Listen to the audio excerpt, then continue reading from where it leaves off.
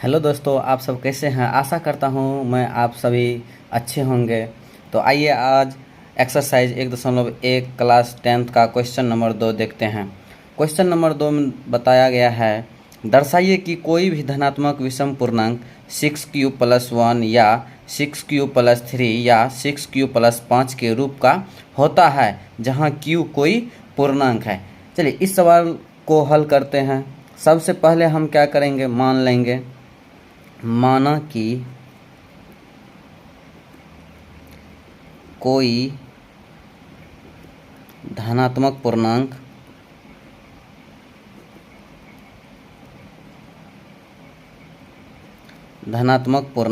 a है। हम कोई भी धनात्मक विषम पूर्णांक मान लेंगे, क्या है, a है। और b बराबर 6।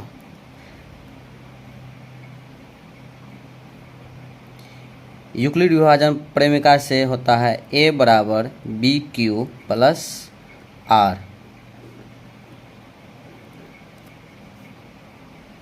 यूक्लिड विभाजन एल्गोरिथम बोले या यूक्लिड विभाजन प्रेमिका बोले, a बराबर BQ+R,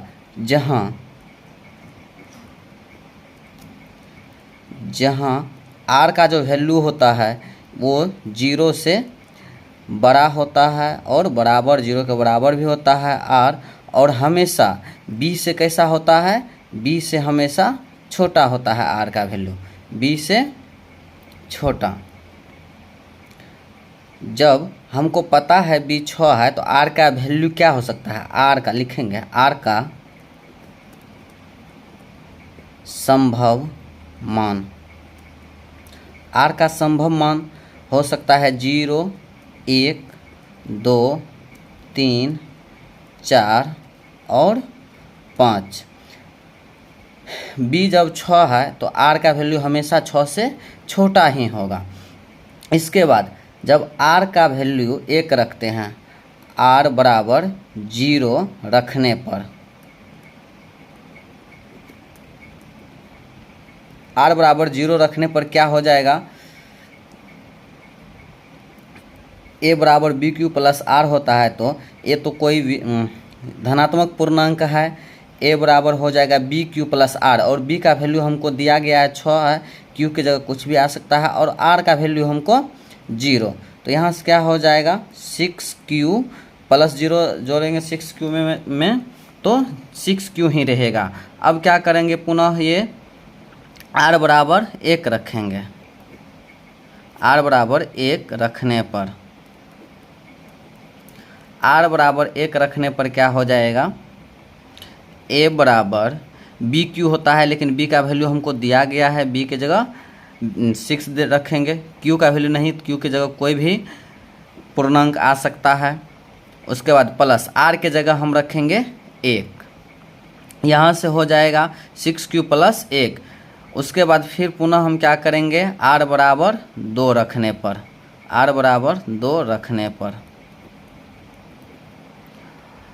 तब हो जाएगा a बराबर 6q+2।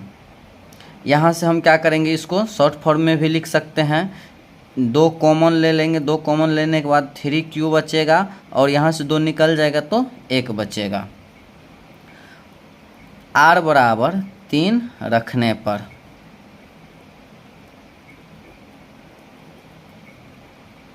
r बराबर 3 रखेंगे तब हो जाएगा a बराबर 6q+3। इसको भी शॉर्ट फॉर्म में हम लिख सकते हैं, 3 कॉमन ले लेंगे, बचेगा 2q+1। r बराबर 4 रखने पर,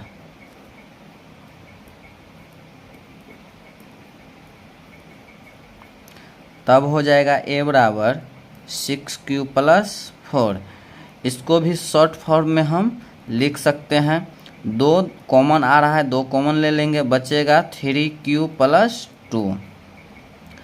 अब क्या करेंगे, r बराबर 5 रखने पर, r बराबर 5 रखने पर आर बराबर जब 5 रखेंगे ए बराबर हो जाएगा 6 प्लस 5। इसको शॉर्ट फॉर्म में हम नहीं लिख सकते, इतना ही रहेगा क्योंकि इसमें कॉमन नहीं आ रहा है। अब देखो हमको क्या कहा गया था सवाल में हमको कहा गया था 6 प्लस 1 और 6 प्लस 3 और 6 प्लस 5 के रूप का होता है कैसा धनात्मक पूर्णांक, विषम धनात्मक पूर्णांक। विषम किसको बोलेंगे, जो 2 से नहीं कटेगा। अब देखिए हमको यहाँ क्या मिला है 6 2 से कट रहा है। अगर हम 6 में 2 से डिवाइड करें तो 3 में कट जाता है। तो ये कैसा संख्या हो जाएगा, ये हो जाएगा सम संख्या। उसके बाद ये तो विषम होगा क्योंकि प्लस 1 है, ये कटेगा नहीं, ये तो 2 से कट रहा है। अगर कोई भी संख्या 2 से कट रहा है उसमें 1 जोड़ेंगे तो वो कैसा संख्या हो जाएगा, विषम संख्या हो जाएगा। यदि हम 2 जोड़ते तो वो सम होता, तो ये विषम हो जाएगा। कैसा हो जाएगा, ये विषम धनात्मक पूर्णांक।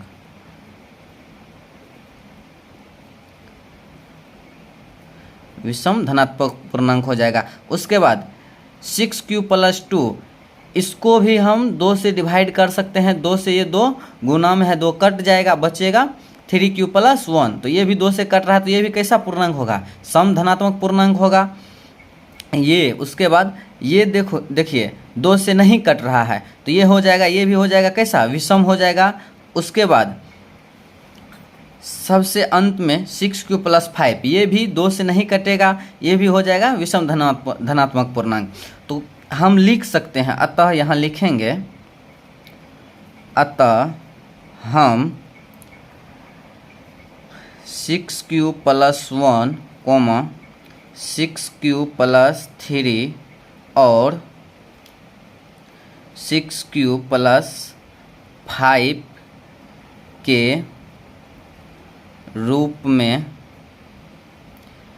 हम 6 प्लस 1, 6 प्लस 3 और 6 प्लस 5 को विषम धनात्मक पूर्णांक के